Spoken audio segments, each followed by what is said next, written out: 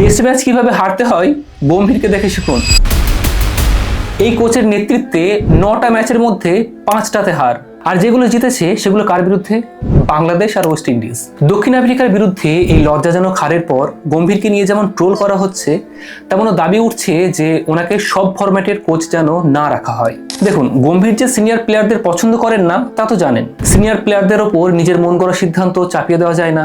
কোহলি, রোহিত ও অশ্বিনের হঠাৎ অবসর নেওয়ার ঘটনা সেই জল্পনাকে উস্কে দিয়েছিল। আগে ভারতের টেস্টে যে হোম ডমিনেন্স ছিল তা এখন আর নেই।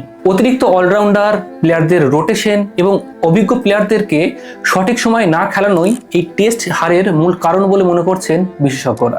একটা মজার বিষয় হচ্ছে, গত 21 বছরে ভারত যে 4টে ম্যাচ ভারতের নিজের মাটিতে হেরেছে, সেই 4টে ম্যাচেই গম্ভীর কোনো না কোনোভাবে যুক্ত ছিলেন। দুটিতে প্লেয়ার হিসেবে আর দুটিতে কোচ হিসেবে। রবি শাস্ত্রীর কোচ দেখে নাকি হাসি পায় গম্ভীরের, আর আজ গম্ভীরের কোচিং দেখে গোটা ভারতের দর্শকদের কান্না পাচ্ছে।